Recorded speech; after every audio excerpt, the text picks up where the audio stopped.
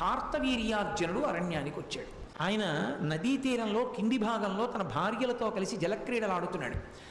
అదే సమయానికి ప్రదోష వేళలో ఎందుకో రావణాసురుడు పుష్పక విమానంలో వెళ్ళిపోతున్నాడు. ఆయన నది ఒడ్డున దిగి స్నానం చేసి సంధ్యావందనం చేసుకుని సైకతలింగం చేసి దానికి ఆరాధన చేస్తున్నాడు. వీళ్ళకో పిచ్చి కోరిక పుట్టింది కార్తవీర్యార్జునుడి భార్యలకి, నీకు 1000 చేతులు ఉన్నాయి కదా, నదీ ప్రవాహాన్నంతటినీ ఆపేయగలవా 1000 చేతులతో అని అడిగారు. అది పెద్ద విషయమా అని 1000 చేతులు అడ్డుపెట్టాడు. అడ్డు పెడితే ప్రవాహం వెనక్కి వెళ్ళింది. వెనక్కి వెళ్ళి ప్రవాహం పెరుగుతూ వచ్చి ధ్యానంలో ఉండి పువ్వులు వేస్తున్నటువంటి రావణాసురుడి తొడల కిందకు వచ్చి ఆ పూజ చేస్తున్న సైకతలింగాన్ని కరగకొట్టి తీసుకెళ్ళిపోయింది. అకస్మాత్తు ప్రవాహం ఎందుకు పెరిగింది కిందకెళ్ళి చూడమన్నాడు భటుల్ని.